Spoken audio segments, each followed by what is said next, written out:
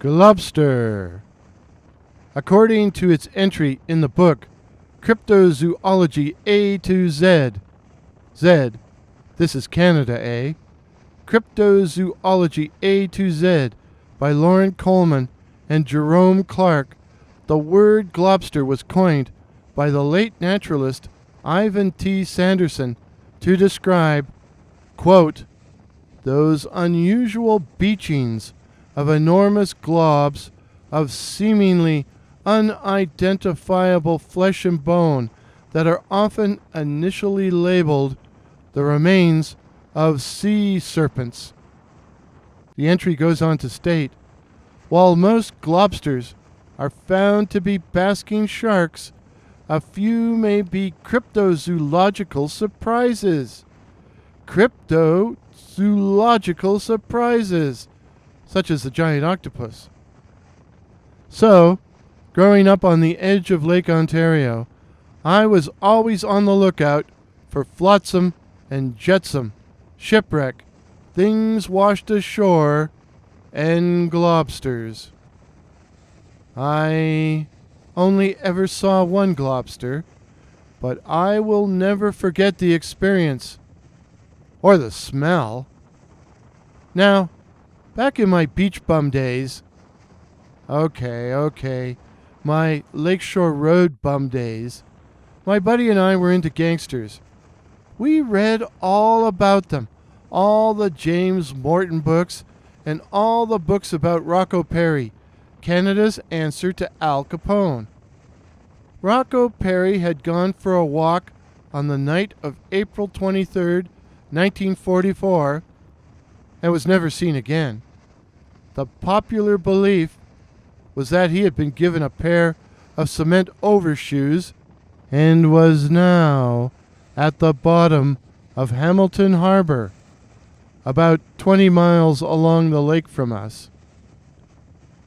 Now, this night, we were walking through the ritzy part of town, which was down by the lake. My buddy liked seeing how the other half lived. The road we were walking along ran parallel to the lake, and I ventured to say, Imagine if old Rocco were to wash up tonight. That would be quite a sight. It would also be quite a smell. Wonder what we'd do, I mused, while my buddy said something about me having an accident in my pants, although he didn't quite put it that way. It was a blustery night, with the waves roaring into the shore, but at least it wasn't raining. We were both looking out at the dark waters, but I was the first to notice it.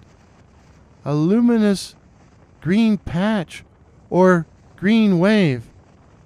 Something glowing was in the water, just under the surface, and coming toward shore. What is that? I said in wonder. Godzilla! Buddy said. I know. Ask a stupid question. But as we watched, the patch got bigger and brighter and closer to shore. We took a step back, thinking of every bad monster movie we had ever seen. It's gonna hit, my buddy said.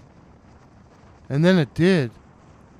A huge, bloated mass, which appeared to be a swollen, decomposing corpse, stomach distended with noxious gas, and its limbs covered in seaweed, was thrown up on the rough shingle, the whole disgusting mess glowing like kryptonite.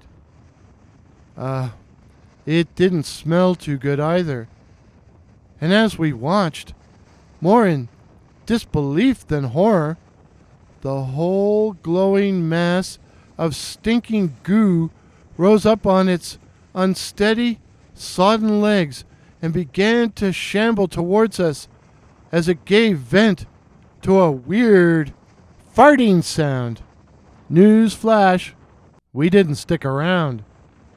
As we ran down the road, we passed in front of a lakeside mansion, which was all lit up. A huge party or reception was in progress.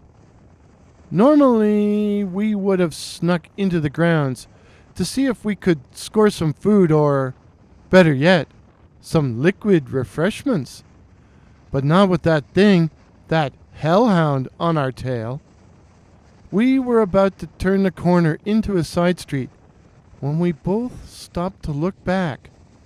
The glowing, shambling green ruination no longer pursued us, but had stopped before the mansion and was now staggering and galumping up the driveway. My buddies started to walk back. "What the hell are you doing?" I said. "I want to see what happens." The greenish, gelatinous thing oozed around the side of the house and stumbled towards the rear, where the party was in full swing. And that's when the screaming started, and we made ourselves scarce. We went to the nearest safe harbor, Tim Hortons. "What was that?" I said to my buddy as we sat over our double-doubles. "2 cream, 2 sugar." "Maybe it was Rocco Perri." "Yeah, right." Of course, the whole thing was hushed up. Oh, people died. 7 of them, in fact.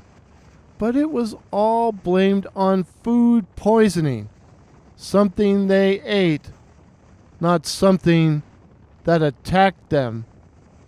No doubt we would have died too if we hadn't gotten away.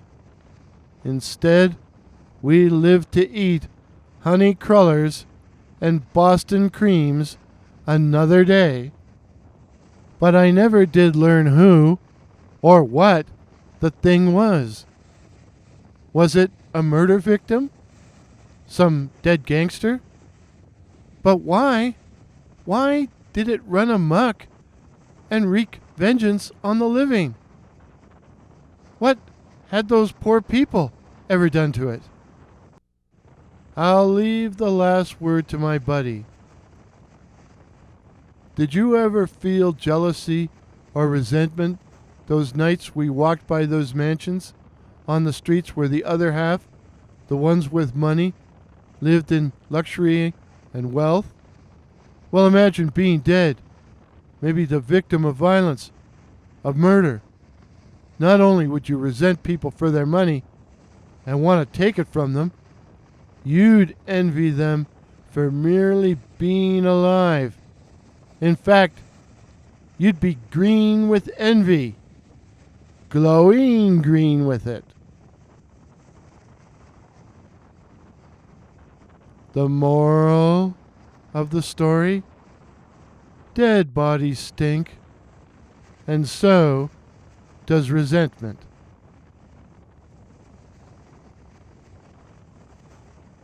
If this is your first visit to my channel, please consider subscribing. My name is Warren, and I write and tell original ghost stories and original horror stories featuring such cryptids as the night floaters, werewolves, and the black-eyed children. So again, please consider subscribing. Please help me to reach my goal of 2,021 subs in 2021. Till midnight. Tally-ho! And please drop a like if you enjoyed today's video, or a thumbs down if you thought it stunk.